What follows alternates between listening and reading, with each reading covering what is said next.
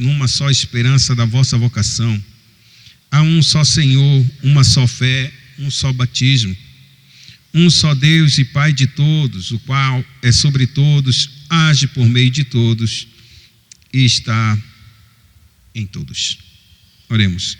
Pai Santo, nós louvamos o Teu nome, te agradecemos por esse dia, por esta manhã, por este domingo que Tu traz as nossas vidas até a Tua casa de oração, para juntos, Senhor, aprendermos um pouco mais da Tua palavra. Nos abençoa por meio do Teu Santo Espírito, iluminando nossos corações e mentes, a fim de que saibamos cada vez mais a Tua verdade e, se assim, nela, estejamos firmados e alicerçados em Cristo Jesus. Na autoridade do Teu nome, Jesus, nós oramos. Amém. Queria trabalhar com vocês nesta manhã sobre a unidade da igreja. Esse texto eu já preguei durante a noite, mas dessa vez será um estudo. Por isso, ele não vai entrar bem dentro do contexto da carta, mas é para que nós venhamos entender um pouco mais a respeito da beleza e da graça que Deus, em Cristo Jesus, nos traz como unidade do corpo. Por isso, é importante que a gente tenha isso em mente. Ele começa que a unidade do Espírito a gente deveria preservar, verso de número 3, mas essa unidade só poderia ser preservada. A ideia é que ela não é instituída, ela não é criada, ela não é um esforço para que isso exista. Ela já existe. Tudo que eu tenho de fazer é cuidar. Se a gente pode ter uma metáfora melhor, talvez, é a ideia do Jardim do Éden, em que Deus havia criado o homem, e depois de ele ter criado o homem, ele cria um jardim e o introduz nesse jardim. Essa criação do jardim, tudo que ele tinha que fazer era cuidar, manter. É exatamente essa a ordem de Deus para a vida dele: cultivar e proteger esse jardim. É a mesma coisa que Deus está dando para nossas vidas. Agora, cultiva e protege esse jardim, no caso, a igreja, o corpo de Cristo. Você não vai construir a unidade, você não vai fazer os irmãos serem juntos e unidos. Não, a ideia é que você proteja isso. E de que maneira a gente vai proteger? Pelo vínculo da paz. O que dá a entender, mais uma vez, voltando para o Jardim do Éden, a Bíblia diz que era para Adão e Eva subjugar alguém que tentasse interferir nesse plano, alguém que pudesse mudar a estrutura de paz, a força da paz, a vida de paz. E quando Adão recebe essa ordem, que era para ele subjugar o mal, Adão e Eva não entenderam o mal que estava diante dos olhos dele. Eles não perceberam isso. Eva não conseguiu nem perceber a sutileza pela qual Satanás fala com ela, dizendo assim mesmo: não é verdade que Deus disse que você vai morrer. Era nesse momento exatamente que ela deveria perceber: eu sei onde está o meu inimigo agora. Eu sei onde está o meu inimigo. A partir daquele momento começou a entrar em justiça. E se existe uma coisa, amados, que eu aprendi é que a paz não significa que não haja guerra, mas que não há injustiças. Toda vez que houver injustiça, não vai estar estabelecida a paz. Então, para que haja paz, muitas vezes é necessário se fazer a guerra. E se faz guerra por causa das injustiças nesse mundo. E aqui Cristo lhe está dizendo exatamente isso, que quando Adão e Eva se depararam com Satanás, ou vamos colocar só mais Eva ali naquele ponto, ela percebeu alguma coisa, mas ela não entendeu que aquele era seu inimigo, que aquele tipo de palavra que aparentemente era para dar algo para ela, disse: não, Deus não falou isso. Não é certo que vocês vão morrer.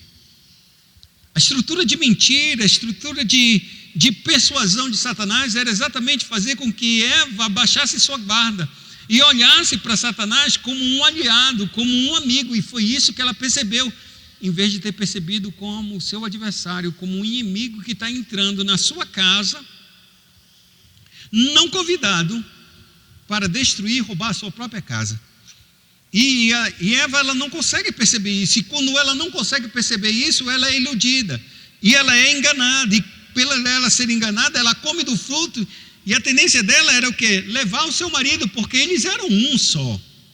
Tudo que acontecia com um, acontecia com o outro, de maneira que eles compartilhavam tudo. Então, aquilo que ela achou tão maravilhoso e tão bom, ela levou também, iludida e enganada, achando que ia ser a coisa mais bonita do mundo.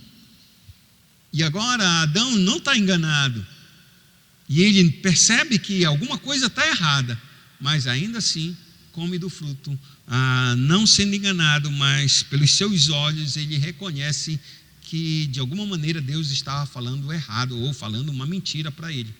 E o fato é que, vocês sabem, acontece, e ele come, e quando ele come, quando Deus vai se apresentar a ele, a Bíblia declara que ele está fugindo de Deus. A segunda coisa que ele vai declarar é que a mulher, Deus, que tu me deste, ela me entregou do fruto. Ou seja, a mulher que tu me deste não era perfeita, ela deveria cumprir o papel dela, e tu me deste uma mulher assim, estava meio avariada. Por que eu estou colocando isso? Porque naquele ponto, naquele jardim, tudo destruiu, tudo se desfez, a injustiça começou, e quando começa a injustiça, a paz cessa, e não havendo paz, irmãos, há uma mente cheia de culpa, e essa mente cheia de culpa representa nada mais, nada menos do que a injustiça que estamos diante de Deus. Estamos vivendo em uma situação errada, uma situação culpada, e por isso ou fugimos de Deus ou mantemos o nosso coração com medo, amedrontado no dia em que Deus vai se encontrar conosco. E para evitar isso, para retirar esse medo, é necessário que haja paz, e essa paz, a culpa tem que ser retirada da cabeça. E para ser retirada essa culpa da cabeça, removida essa sentença, é necessário que Cristo morresse. Por isso que a Bíblia diz que pelo seu sangue nós temos a paz. Por quê? Porque a culpa é retirada, então agora a gente não tem mais medo de Deus, mas se aproxima de Deus. E o fato é que a unidade foi partida ali entre o homem e Deus e entre os seus seres humanos. Ou seja, Adão e Eva, que antes eram um, agora já não são mais um. Estão divididos, estão separados. E eles, ainda que saiam, ou sejam expulsos do jardim do Éden juntos, todavia há uma divisão muito bem estabelecida a partir do pecado entre o homem e a sua esposa. E isso só vai ser mudado a partir do momento em que Deus, em sua graça e misericórdia, ele retorne esses dois em uma plena unidade. E essa plena unidade vai se formar no corpo de Cristo, onde ele vai restaurar todas as coisas, a unidade entre nós, os humanos, com o próprio Deus, e a nossa relação uns com os outros, num só corpo. Por isso, queria que você desse e prestasse bem atenção a respeito que tudo que Deus queria era que a gente mantivesse e lutasse por essa paz, reconhecesse o nosso adversário e o expulsasse do jardim do Éden. A gente caiu e não conseguiu perceber, olhou para Deus como nosso adversário, e caímos, fracassamos e fomos expulsos. Porém, Deus, em sua infinita graça e misericórdia, nos retorna novamente para a sua presença, para colocarmos todos nós em um só corpo, onde Cristo é o cabeça. Agora, nesse corpo, Deus pede: preserve essa paz. Fale.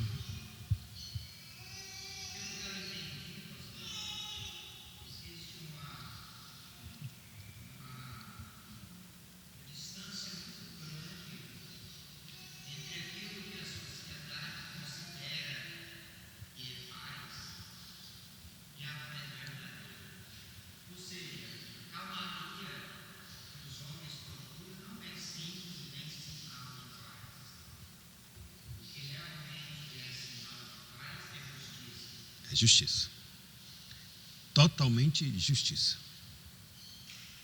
Enquanto não há justiça, não há paz, não há verdadeira paz.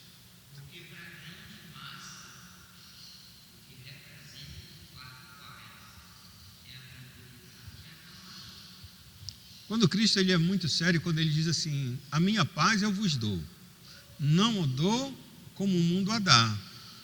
Que paz é essa que Cristo dá para a gente que o mundo não pode me dar?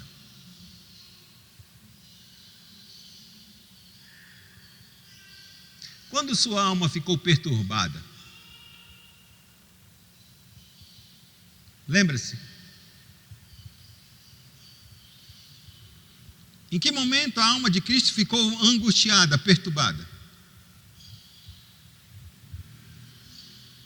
Vocês lembram? Próximo ao Calvário. A pergunta é: foi totalmente. Ele está sendo injustiçado desde que ele nasce. Só que quando ele está perto do Calvário, uma coisa estranha vai começar a acontecer muito profundamente na sua alma. A minha alma está perturbada até a morte. Está angustiada. Já está saindo, parece que ela está se movendo no lugar que ela não deveria se mover. A pergunta é: por que ela começa a se mover dessa forma? O que está acontecendo dentro do coração de Cristo para que a paz que ele sempre teve, que nunca perturbou ele em tempo algum, agora está começando, parece que está chegando no ponto de sair? O que está acontecendo com ele? Que injustiça vai acontecer com Cristo? Essa injustiça é que ele, em todo o tempo, ele sempre teve a paz. Por que ele teve a paz? Porque ele sempre teve uma relação perfeita com Deus. Nunca pecou, nunca errou. Então não tem uma consciência culpada, ele não tem medo de se encontrar com Deus, porque ele está sempre em Deus. Mas quando ele está entrando no Getsemane, quando ele está bem próximo dessa, vai acontecer uma coisa, uma ruptura. E essa ruptura é estabelecida exatamente isso. Mas não é certo eu me separar de ti, Deus, porque não há pecado em mim. Não é certo. Mas aí ele vai assumir. E quando ele vai assumir a pena do pecado. E a pena do pecado é a separação de Deus. Não serão os seus pecados, serão os nossos pecados. E é por causa disso que sua alma fica angustiada, porque ele nunca soube o que é se separar de Deus. E aqui e agora ele vai saber o que é isso. Por isso que a alma que ele diz, quando ele está ainda no jantar da ceia, ele diz assim mesmo: a minha paz eu vos dou. Que paz é essa que Cristo vai nos dar, que o mundo não é capaz? O mundo não tem paz com Deus. O profeta Isaías diz assim mesmo: mas Deus diz do ímpio, ele não tem paz. Ele não tem paz. Depois de uma sequência de coisas boas a respeito que ele vai falar sobre os homens que são redimidos por Deus, mas ele faz uma vírgula e diz: mas o ímpio não tem paz. E por que ele não tem paz? Porque ele está em inimizade com Deus, sua consciência é culpada. E por mais que a gente leu agora neste salmo aqui, no salmo de número 10, e no salmo de número 14 também, ele diz: o ímpio vai dizer duas coisas a respeito de Deus. A primeira coisa que ele pode dizer é: Deus não existe, né? Não existe. A única forma de eu cauterizar minha mente e esquecer que vai existir um dia de confronto, ou seja, um dia de prestação de contas, é dizer que Deus não existe. E se Deus não existe, não tem como prestar conta comigo. Ele não existe. Mas quando o homem não consegue fazer isso pela sua cabeça, ele vai dizer uma outra coisa: Deus não se importa com o que está acontecendo nessa terra. É isso que o salmo de número 10 diz. O mundo está de cabeça para baixo, o mundo está revirado, é todo mundo fazendo mal, fazendo isso e aquilo outro. Deus esqueceu desse mundo, é só nós por nós mesmos. Como dizia meu irmão, é a lei do Muricy, cada um por si. Quando o apóstolo começa a escrever a respeito da igreja, ele vai escrever a igreja para que ela entenda que ela tem de ser uma. E tudo que ela tem que fazer é preservar a unidade do Espírito no vínculo da paz. Ou seja, eu tenho que aprender a caminhar com meus irmãos e, olha, unidade não significa dizer uniformidade. Unidade não é uniformidade. Unidade se vê na Igreja de Cristo na diversidade. É todo mundo diferente, mas todo mundo lutando em um só espírito, por um só corpo, para viver uma só missão, porque temos um só Deus. E esse mesmo Deus é que está agindo no meio de todos os membros deste corpo, com seus diferentes dons para produzir o que só Deus pode produzir. Um corpo coeso, firme, que caminha sob a verdade de Deus. Assim, a gente pode entrar como fundamento da igreja e quem estabeleceu essa unidade, quem estabeleceu cada uma dessas coisas, de que maneira que a igreja pudesse ser una, ela não é uma organização, não é um esforço humano para que todos nós agora venhamos a estar unidos em uma só missão, em uma só batalha, dentro de uma organização chamada Igreja Presbiteriana do Brasil, porque a Igreja Presbiteriana do Brasil, ela é uma organização, não é um organismo. Assim como a Assembleia de Deus, Deus e Amor, e assim tantas outras igrejas sérias e verdadeiras, todas elas são o quê? Uma organização.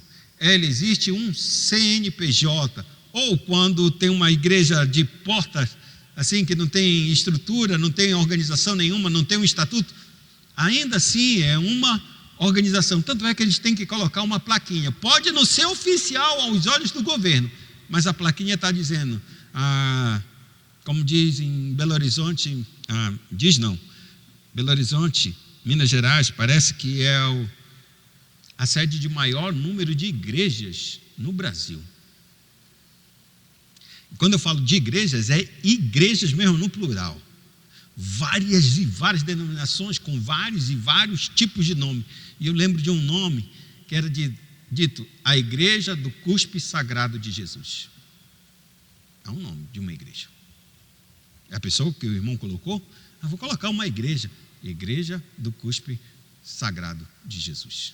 Porque Jesus cuspiu no barro e untou os olhos do cego, e o cego foi mandado ser visto lá no tanque de Siloé, e quando ele voltou se lavando, ele estava vendo. Colocaram o nome dessa igreja. Pode ser nossos irmãos? Pode ser, eu não conheço, eu só conheço o nome. Mas meu ponto é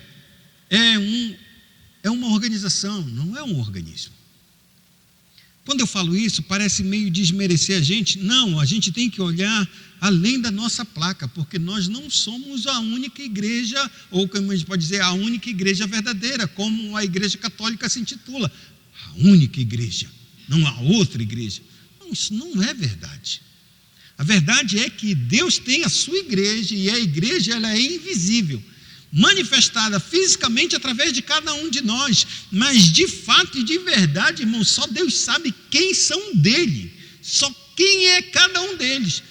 E para que a gente entenda bem claro isso, a gente tem que acreditar de fato, de verdade, devido às provas que Deus dá através das Escrituras Sagradas, para a gente analisar se nós somos pertencentes à verdadeira igreja ou não somos.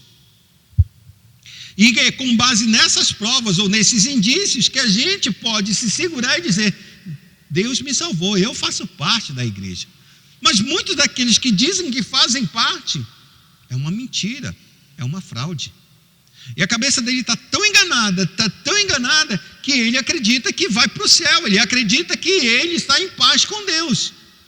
Mas isso não significa dizer que ele vai, só porque ele faz a sua declaração. Lembre-se, o Romanos, capítulo número 10, verso 10, ele diz claramente disso, que para a salvação existem dois processos, uma com a boca e a outra com o coração. Com o coração se faz para a salvação e a boca se faz para a justiça. Significa dizer o quê? Que a gente tem a capacidade, devido ao engano do nosso coração, de declarar coisas que não existem no nosso coração. Não é verdade? Quantas vezes a gente já declarou uma coisa e não estava realmente no nosso coração, mas a gente quis declarar para não passar vergonha, talvez para enganar a pessoa, talvez para, sei lá, não sei, outros tipos de coisas, mas não é verdade no fundo do nosso coração. Assim nós declaramos, assim como Judas declarou da sua boca de que ele nunca mataria Cristo, que ele nunca negaria, que ele nunca deixaria, nunca. E cada um fez isso, nunca vou te abandonar. Viste, e o emblema básico nosso é Pedro, disse: ainda que todos te neguem, eu vou dar minha vida por ti. Deu? Deu Pedro naquele momento. A gente tem essa capacidade de declarar pela arrogância do nosso coração, porque a gente não conhece na maior das profundezas do nosso coração, das nossas intenções, das nossas convicções. Às vezes a gente tem uma ideia, tem uma certeza, mas essa certeza não é firmada, não é sólida. E então a gente baseia a nossa convicção em apenas em uma declaração simples e fácil, que a gente não percebe as implicações que decorrem dessa afirmação ou desse externar da nossa convicção.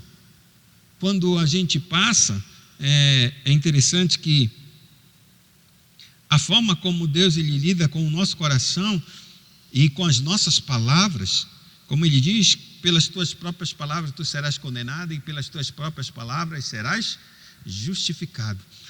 Quando Deus ele trabalha com a fé ela tem que ser declarada. Isso é inevitável. Mas quando a fé ela é declarada, Deus ele tem que fazer uma coisa com as nossas vidas. Sabe o quê? Provar essa fé. E a forma como Deus prova a nossa fé, pode ser de diferentes formas, mas todas elas passará pelo fogo. A fim de que aquilo que a gente declarou com a nossa boca, verdadeiramente se faça perfeita no nosso coração. E é essas provações da vida que purifica a nossa fé, ou seja, a nossa convicção daquilo que nós declaramos. E tudo isso acontece, amados, por meio de muitas provas, por meio de muitas lutas, por meio de muitos embates nessa vida, em que, você lembra que o que Jó falou? Quando a mulher dele disse assim, amaldiçoa o teu Deus, porque tu guarda tanto a tua convicção para Deus, tu já está na miséria, tu está na lama, tu está lá embaixo, porque tu vai guardar a tua convicção, porque tu vai guardar essa tua fé, amaldiçoa o teu Deus, e morre, acabou contigo, acaba. Só que a Bíblia diz assim, mulher, tu fala como uma louca. Eu sei que o meu Redentor vive, que por fim ele vai se levantar sobre a terra, e serão os meus olhos que verão, e não é de outros não. Na minha carne eu verei. Preste atenção, o que é essa convicção? Essa convicção dele, e a prova da convicção dele, só foi válida realmente, irmãos, quando ele estava na pior das situações. Antes dessa situação terrível de acontecer, Jó declarava a sua fé, Jó declarava o seu Redentor. Quando a mulher viu que ele ainda permanecia com essa mesma declaração, disse, tu ainda mantém essa declaração? Amaldiçoa o teu Deus e morre, acaba com isso. O que eu quero dizer com isso é que a gente muitas vezes vai fazer umas declarações verdadeiras, irmãos, mas a gente não sabe o peso dessa declaração, e é necessário que Deus prove a nossa vida, para que essa fé, como ele vai dizer, será provada como o ouro é provado no fogo, e depois de purificado ele se torna valioso. Assim será a prova da vossa fé. Quando vocês passarem pela prova, vocês vão ver que essa fé é mais valiosa do que o ouro refinado no fogo. Falo dessa forma para que quando a gente entenda que Deus ele nos uniu, e Deus nos uniu na unidade do Espírito, para que a gente preserve essa unidade do Espírito no vínculo da paz, é porque Deus vai nos dar coisas, dons e talentos, para que essa unidade seja mantida, como Adão deveria manter o jardim do Éden. O jardim está todo bonito, mas tem coisas a ser feitas. Ele não criou o jardim estava lá, ele só tinha que expandir esse jardim para o mundo inteiro. E aqui é a mesma coisa para a igreja de Cristo. A igreja de Cristo ela só tem que manter a unidade de Deus. E aí o fundamento está no Espírito. A unidade é possível porque o mesmo Espírito Santo habita em todos os crentes, individual e coletivamente. A presença do Espírito é o ponto de conexão que leva cada um de nós a ser guiados por Deus no propósito de Deus, para testificar que Deus em Cristo Jesus verdadeiramente somos uma nova criatura, um novo homem. Quando Deus ele faz isso e nos salva, é o Espírito que nos converte e nos insere nesse corpo místico chamado corpo de Cristo, onde o cabeça é o Cristo. A cabeça desse corpo todo, de onde vem cada função, de onde vem cada orientação, de cada palavra que Deus traz para a direção desse corpo, procede não da mão, não do pé, não do pescoço, não de cada um, somente da cabeça. E essa cabeça, que é Cristo, ela faz com que a gente caminhe nessa direção com força e graça pelo favor de Cristo, que nos dá da sua graça para viver essa vida de unidade. Isso não significa dizer que não haveremos atritos dentro da igreja, que haverá brigas e inimizades dentro da igreja. Mas significa dizer que a igreja, ela vai preservar a unidade do Espírito, ela vai se esforçar para que haja paz uns com os outros. Assim como uma família, e a igreja é a família de Deus, como diz o jargão, não há famílias perfeitas. Há famílias perfeitas? Nunca houve e nunca vai haver. Há muitas brigas e inimizades. Mas o pai e a mãe que luta para ver essa família o quê? Unida. E ela esforça para que os filhos entendam que eles não precisam competir pelo amor do pai e da mãe, que eles não precisam competir uns com os outros, nós os amamos. E quando um briga com o outro, a gente tem aquela ideia de não, vai lá, dá um abraço e dá um beijo. Não é mais ou menos isso que os pais fazem? Eu primeiro faço isso. Não. E pede perdão. E a ideia, é claro, é para que eles entendam que eles precisam uns dos outros. Não é a briga, não é a discussão, não é as coisas que eles pontualmente acontecem, que tornam eles totalmente separados e que devem viver brigados e com inimizade durante anos. Não tem coisa mais triste para um pai e para uma mãe que ver dois irmãos brigando e entrar em pé de guerra tão distante um do outro. Era mais fácil ela sentir a dor de, me rejeita, mas não rejeita teu irmão. Não briga com teu irmão. Tira a minha vida, assim, vamos colocar assim, coloca para fora da tua vida. Mas não fica de inimizade. Por quê? Porque ele entende que os dois é um processo e uma vida realmente que saiu deles. É a união desse casal que está sendo gerada nesse filho. Esse filho é a união desses dois. E quando eu falo da união desses dois, é essa unidade mais maravilhosa que Deus dá a capacidade do homem de gerar uma criança, de fazer com que a imagem e semelhança de Deus seja reproduzida nessa terra através dos seus pais. E por isso, amados, a unidade ela precisa ser preservada para que a gente olhe que a maioria da briga dos nossos filhos pequeninos é dentro de contexto muito mesquinho, muito mesquinho. Ele não quer deixar eu brincar com essa coisa, ele não quer fazer. A gente olha de longe e a gente vê que estão brigando com isso. Briga até de brinquedo quebrado que nem serve, irmão. Quando eu coloco isso é para que a gente entenda que às vezes as brigas dentro da própria igreja do Senhor, dentro de uma casa, é por uma coisa muito banal, está muito distante daquilo que Deus está trazendo para a vida deles, da realidade real que Cristo traz. Por isso que existe uma coisa interessante na unidade da igreja.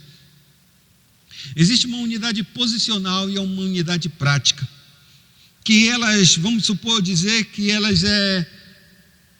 um choque entre essas duas. Que é a unidade posicional que a gente pode dizer? É a nossa união automática em Cristo ao nos tornarmos crente. Essa é a unidade posicional. Porque quando a gente estava no mundo, a gente estava sem Deus, sem Cristo, sem as promessas, sem nada. Então Deus nos converte. E quando Deus nos converte, agora nós saímos do império das trevas e agora estamos no reino do Filho do seu amor. Antes não éramos filhos, agora somos filhos. Entrou numa posição, ou seja, o que é uma posição? Que a gente pode dizer, é um decreto da parte de Deus que coloca a gente nesse lugar e não mais nesse. Embora a gente tenha toda a nossa cabeça ainda neste mundo maligno, todavia a gente já não pertence mais a esse mundo. E isso é o que a gente chama de a santidade posicional. A gente tem uma santidade perfeita em Cristo Jesus, mas na prática ela não é perfeita. Em Cristo nós temos acesso ao Pai. Em Cristo nós temos o amor do Pai. Em Cristo temos todas as sortes de... Somente em Cristo, percebe? É um local onde nós estamos. Onde você está? Onde? Onde vai ser o encontro? Lá, ali. Nesse local que Deus estabeleceu é o Cristo. Somente nesse lugar e somente nele nós temos paz, não há condenação, somos filhos, temos todas as bênçãos. É o que Cristo ele faz, tira a gente do mundo e que se colocamos, somos colocados nele. Quando nós somos colocados nele, essa é a posição. Por isso que quando o apóstolo ele vai dizer, andai do modo digno da vocação a que foste chamados, é porque ele te colocou numa posição, e nessa posição não há possibilidade alguma de você andar de outra forma, senão desse jeito. É como se a gente, vamos colocar de uma maneira simples, em pistas de rodovia, pistas duplicadas, existe o lado da direita e o lado da esquerda, correto? Quem anda do lado da direita?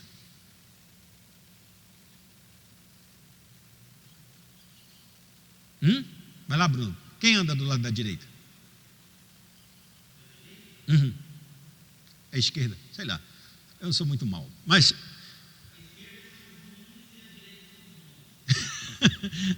não é bem isso, não. Vai, Melina.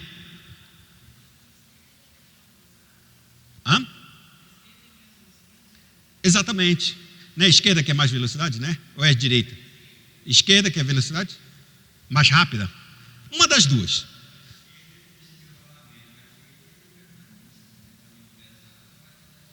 Pela direita, né? É isso mesmo, pela direita. Então o que acontece quando a gente quer andar devagar e entra na esquerda? Não é digno de você estar ali. Porque a dignidade de estar ali pressupõe que você vai andar na velocidade máxima da via. Se você não vai andar na velocidade máxima da via, você tem que ir para o outro lado. Então, se eu estou aqui nesse lado da pista, dirigindo, pressupõe que eu tenho que estar com o pé lá embaixo. Se a via é 120 km por hora, é no mínimo 120 km por hora que tu vai estar nessa via. Não tem mais jeito. Puxa, eu não gosto de andar 120 km. A gente tinha um amigo do meu pai, ele tinha um carro, e de vez em quando a gente andava. Ele nunca andava acima de 60 km por hora, irmãos. A média dele era 40, 45, 50. Chega, ele vinha lentinho, e ele estava aqui do esse outro lado. Lentinho, até o ônibus passava. A gente nunca vai chegar. E a distância, e a gente está de carro, de carona ainda, ele está reclamando. Chegou um dia que ele brigou com a esposa. Nesse dia que ele brigou com a esposa, irmão, eu não estava, graças a Deus. O homem estava batendo acima de 60, 70, 80. E a minha mãe estava no carro e disse, esse homem vai bater, ele nunca andou com isso. Eu estou colocando isso porque quando Deus colocou a gente em um determinado lugar, exige-se essa postura de andar, que é diferente da postura do mundo. Por isso ele diz, anda de modo digno da tua vocação, ou seja, tu já foste colocado em uma posição, vamos colocar na pista, na via expressa, porque tu vai andar a 60 km por hora, porque tu está andando a 40, a 30, e aí tem uma multidão, e aí a gente que quer andar rápido, até parece que eu ando, mas a gente que quer andar rápido, está aqui e diz, o que esse homem está fazendo aí? Aí o que ele faz? Começa, jogo de luz, não é assim? Pá, pá, pá. E quando não, já vem e freia bem próximo, né? Para fazer isso, os maus vão fazer isso. Quem não quer, já corta já para a esquerda e sai, volta e vai embora. Mas não é assim? É ou não é? É assim. Porque ele está na via errada. Ou ele está numa vocação que ele não está sendo condigno com aquilo que ele está colocando, ou que naquela posição que ele se encontra. Por isso é necessário que ele faça o quê? entre. Não há errado nem certo em andar na esquerda ou na direita. O que está errado é você querer andar rápido na esquerda, na direita, e andar lento na esquerda. É indigno. Você escolhe qual é o teu perfil. Se o teu perfil é rápido, então vai para a esquerda. Se o teu perfil é um mais moderado, mais lento, então vai para a direita e está tudo certo. O que você não pode é mudar a vocação onde você está. Se é isso que Deus exige de você naquele ponto, então é isso. Ou Deus vai esperar que o mundo o ame? Não, porque ele está em uma outra posição. É digno este mundo desonrar a Deus, dizer que ele não existe, que ele é mau. É digno, é direito deles, sabe por quê? Porque eles estão numa posição que é de inimizade contra Deus. Se eu tivesse num combate, qualquer luta que fosse o meu adversário, esse meu adversário, eu estou lutando com ele, eu vou esperar que ele baixe a guarda para que eu encha a cara dele de soco? Num lutador de boxe, 2 entraram num ringue, é o meu adversário, eu vou esperar que ele baixe a guarda para eu só bater nele? Vai acontecer isso, irmãos? Não existe isso. Existe o quê? A gente vai entrar para lutar, e é a mesma coisa que Deus está dizendo para nós. Quando Ele nos chama para a vocação, Ele nos deu a capacidade e a força para a gente caminhar nessa virtude ou nesse caminho. Se a gente não está caminhando, Ele chega e diz: ei, escuta, já te dei esse dom, presta atenção e segue o caminho que eu estou te chamando, segue o caminho que eu coloquei para você. E aqui na igreja não é diferente, amados. Quando Deus inseriu cada um de nós nesse corpo, Ele nos inseriu nessa posição, em Cristo Jesus, onde nossos pecados estão perdoados e temos paz com Deus. Porém, essa é a posicional, essa é a parte que a gente chama de que Deus nos salvou e nos colocou nessa igreja. Deus colocou a gente em Cristo. Porém, existe uma parte prática que agora é o chamado para a gente viver essa posição. E essa chamada prática, que a gente pode dizer, a unidade prática, como vive-se ela no dia a dia? É nesse dia a dia de confronto, de batalha, de lutas, que Deus exige que nós venhamos ter e preservar o vínculo da paz. E isso nunca vai acontecer se a gente não usar do esforço grande para perdoar, ser humilde e ser bondoso. Se a gente não for humilde o suficiente, se a gente não for bondoso o suficiente, as inimizades aflorarão nessa terra chamada igreja. E nós não mostraremos que nós estamos verdadeiramente unidos em Cristo Jesus, temos todo o sangue de Cristo. E isso vai trazer um grande problema para nós como igreja, porque o testemunho que nós temos como igreja, esse mundo não vai ver como igreja. Mas eles não são irmãos em Cristo? Mas eles não são crentes? Como é que eles ficam brigando um com o outro? Como é que determinadas coisas acontecem? Se eu já vivo num mundo sem Deus e brigo, por que eu vou entrar numa igreja que vive brigando de pé de guerra uns com os outros? Por isso, a unidade do Espírito é para que nós venhamos olhar claramente e poder se humilhar, ser bondoso com nossos irmãos, para que a gente possa promover o perdão, porque é o perdão que traz verdadeiramente reconciliação uns com os outros e podemos caminhar juntos. A vivência prática da unidade da igreja entre os crentes é o que convence o mundo sobre a veracidade de Cristo e a missão de Deus. Por que veracidade de Cristo? Porque Cristo veio para perdoar os pecados, veio unir não somente o homem com Deus, mas o homem com o seu próximo. Quando Cristo disse: amai-vos uns aos outros como eu vos amei, não é à toa. E como Cristo nos amou, estando nós ainda em pecados, sendo nós ainda inimigos, Ele morreu por nós. E lembre-se, Cristo não me conheceu e não te conheceu fisicamente, se a gente pode dizer assim. Mas todos aqueles que Ele conheceu, inclusive os seus próprios irmãos ou meio-irmãos, todos eles não acreditaram em Cristo e só foram acreditar em Cristo quando Cristo ressuscitou. Mas é esse Cristo que ressuscitou, antes mesmo que Ele ressuscitasse, Ele já tinha dito: perdoa, porque eles não sabem o que estão fazendo. Muitos que estavam vendo a crucificação e que estavam odiando Cristo e estavam zombando dele, depois da sua ressurreição, se tornaram crentes em Cristo Jesus. Foram unidos com Cristo e estavam aceitos com Cristo. O vínculo maior, ou o modelo maior dessa união de Cristo, de uns com os outros, está na pessoa do apóstolo Paulo, que maltratou, perseguiu e aceitou o martírio de um grande homem, Estevão. Quando Cristo o salvou, pediu para que Ananias fosse até a casa onde Paulo estava, para que ele orasse por Paulo, para que ele trouxesse de novo a visão dele restaurada e para que ele fosse batizado e então pudesse pregar o Evangelho. Quando ele ouviu que Deus, o Cristo, o próprio Cristo, estava dizendo que Paulo era para orar por Paulo, Ananias disse: não.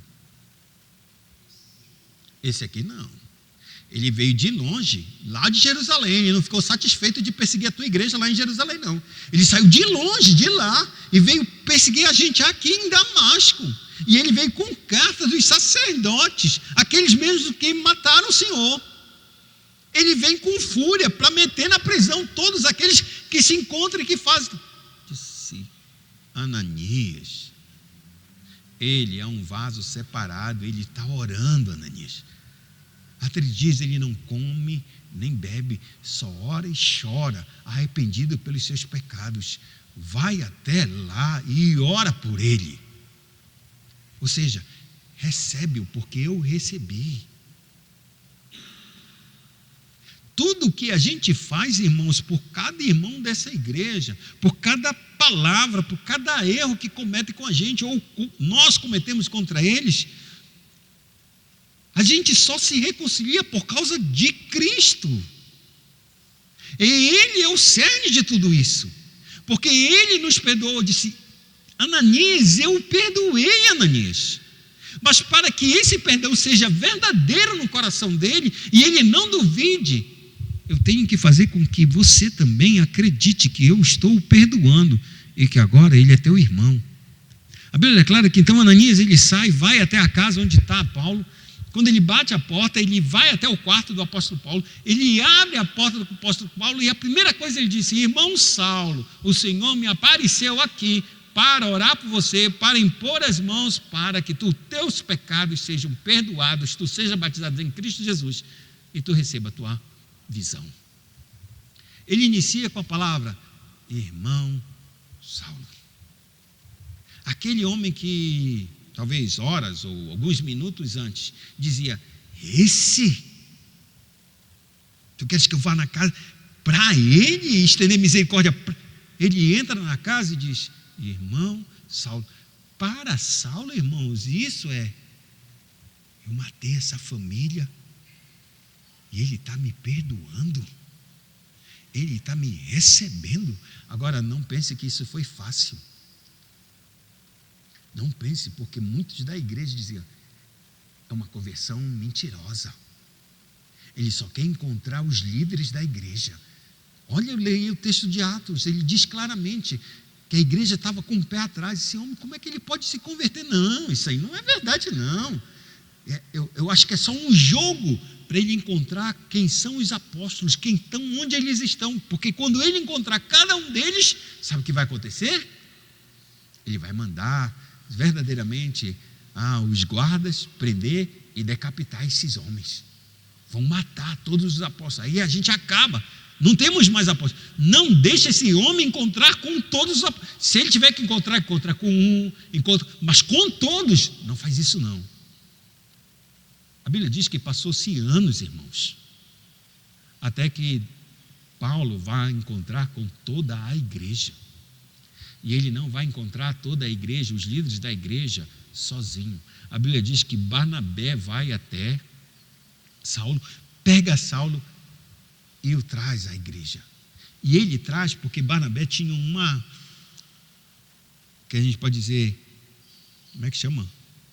Um respaldo, uma confiança muito grande de todas as igrejas, de todos os líderes da igreja.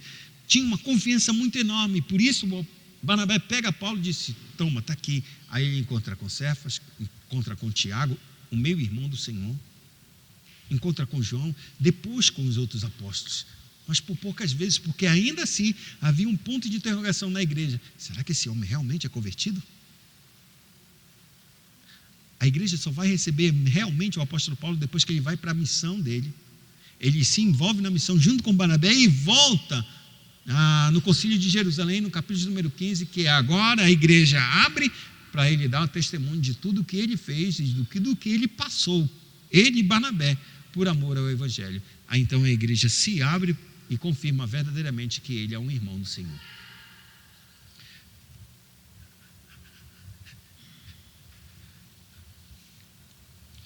Já pensou se a gente vive uma vida toda errada nesse mundo e Deus nos salva e nos coloca numa igreja como essa, e os irmãos olham para mim, eu vivendo a vida toda errada, Deus me salva e me coloca aqui, e os irmãos olham para mim dizendo assim: ele não pode ser um de nós. Viu como era a vida dele? Esse aqui não pode. O que Deus vai dizer para mim? Como é que isso vai confirmar no meu coração que realmente Deus me aceitou, se os filhos que Deus salvou, eles mesmos não me aceitam?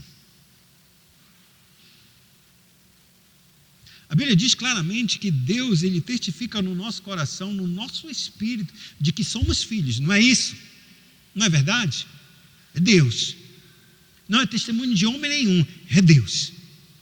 Mas esse mesmo Deus que testifica com o nosso espírito, com o seu espírito, o nosso espírito, que somos filhos, é o mesmo Deus que age e testifica no coração de cada um de vocês. E João, ele vai dizer na sua primeira epístola que aqueles que são amados por Deus, que foram salvos e são filhos de Deus, também ama aqueles a quem Deus salvou, aqueles a quem Deus transformou, aqueles a quem Deus também trouxe a vida. Ou seja, não tem como eu amar a Deus e não conseguir amar o meu irmão que foi salvo da mesma maneira que eu. Se isso não acontece, isso não é igreja. Não é, irmãos. Então nós não podemos nos edificar, nos consolar e nos fazer verdadeiramente caminhar juntos na estrada da fé, combatendo o bom combate da fé. Esse bom combate é a ideia clara de que Deus em Cristo nos perdoou, lançou de nós os nossos pecados para muito longe e nos deu uma nova vida. Esse testemunho de unidade é que esse mundo espera, porque o mundo é solitário, irmãos. O mundo é sozinho. O mundo é muito vazio. Não é à toa que quando a Bíblia diz que Jesus, quando o expulsou, ele fez uma parábola e disse: quando espíritos são expulsos de uma casa e a casa fica adornada, fica limpa e toda recheada, toda bonitinha, esse espírito maligno que saiu, ele anda pelo deserto, ermo, procurando algum lugar para pousar, não encontrando. É uma declaração visível do mundo espiritual aqui, que onde nós vivemos é um grande deserto, irmãos. E que nem o próprio Satanás, ele se agrada desse deserto. Então ele diz: voltarei para a minha antiga casa. E aí ele volta, e quando ele volta, ele encontra essa casa varrida e adornada, limpa. Ele olha, entra, mas ela está vazia. Aí a Bíblia diz: então o espírito sai, chama outros 7 demônios e entra nessa casa. E o estado dessa casa, o último estado, é 7 vezes pior do que o primeiro. Eu falo isso para que você entenda que este mundo é realmente muito vazio, muito solitário, como um deserto que Cristo falou a respeito do espírito maligno, que está vagando e ele volta. Essa é a história. A beleza deste mundo está na igreja, irmãos, que é o jardim do Senhor. É o único lugar que é o jardim, é nós em Cristo, somos nós em Cristo. E nesse jardim que somos nós, a igreja, a Bíblia diz que Deus está levando essa igreja no meio do deserto. Você já parou para pensar que você é o jardim? Você é o jardim de Deus. E que por onde você vai, você não está andando no jardim, você está andando em um deserto, frio, solitário, cheio de inimigos, cheio de animais peçonhentos. É disso que Deus fala. É só ler Apocalipse capítulo número 12, um emblema dessa igreja que foi salva e Deus a levou para o deserto, para no deserto protegê-la. Deus está nos protegendo no meio desse deserto chamado mundo, com todos os tipos de ameaça que existe, mas Deus está protegendo. Veja as ovelhas, a parábola das ovelhas. Não eram 100 ovelhas, uma não se perdeu? Foi ou não foi? O bom pastor saiu para procurar, não foi? Uma só. Aonde ele deixou as 99? Me diz onde ele deixou? No aprisco? No espaço dos verdejantes? Ele deixou onde? No deserto. E saiu para procurar. Encontrou e trouxe para casa, ajeitou. O que eu quero dizer é que a igreja está num deserto, irmãos. As dificuldades que nós passamos, ainda assim, as dificuldades que aquele povo andou no deserto, como uma alegoria, como uma projeção do que a igreja seria, que embora o povo de Israel andasse no deserto, a Bíblia diz que havia uma nuvem sobre ele, que trazia sombra. Quando era noite, aquela coluna que era de nuvem se tornava em fogo, aquecia ele. E esse fogo afugentava com uma luz tão grande que era capaz de o povo caminhar à noite. Dia e noite caminhavam, não importava. Eles só paravam quando a nuvem parava, então parava-se. O que eu quero dizer é que, embora eles caminhassem no deserto, eles não estavam vivendo no deserto. Eles tinham água, embora não bebesse talvez de uma fonte, ou de um rio, ou de qualquer nascente. Quando deparávamos que não tinha água e não tinha lugar nenhum, a Bíblia declara que Deus fazia jorrar a água da rocha, fazia comida descer do deserto, o maná, e aves também codornizes eram chegados. Como no deserto vai ter alimentação num povo? Porque a igreja nunca andou no deserto, nunca esteve no deserto, literalmente, a igreja andava nesse deserto, mas ela não era um deserto, era um jardim cuidado do Senhor, muito bem cuidado, muito bem protegido, porque qualquer um que estava fora ia viver o calor do deserto, ia viver o frio do deserto, ia viver dos animais peçonhentos que estavam no deserto, sem rumo, sem destino. Mas a igreja que estava nesse deserto, para ela não era um deserto, nunca foi um deserto. Assim está a igreja nos dias de hoje, caminhando nesse deserto chamado mundo, com todo tipo de ameaça, com todo tipo de escassez. Mas Deus olha para essa igreja, não é um deserto, é o meu jardim, eu cuido dele. Por isso a nossa missão aqui é verdadeiramente preservar esse vínculo, porque a tendência nossa é que tudo que o diabo quer, irmãos, é que eu lute com vocês, vocês lutem comigo, vocês lutem uns com os outros, para que no final nossa decisão seja o quê? Sair da igreja. E quando você sai da igreja, irmãos, você entrou no mundo, você foi para o deserto, o lugar onde Deus não queria que você estivesse. Você caminha no deserto sob a ordem de Deus, e enquanto você está debaixo de Deus, você é o jardim de Deus nessa terra. No próximo domingo, a gente trabalha como esse corpo vai ser estruturado em cada uma dessas partes, para a gente entender como Deus em Cristo nos trabalha de maneira muito preciosa. Cada uma das suas forças, cada uma das suas graças maravilhosas. Oremos ao Senhor. Precioso Deus e Pai, nós louvamos o Teu nome e Te agradecemos neste dia. Cuidado, Senhor Deus eterno, Deus eterno, com o nosso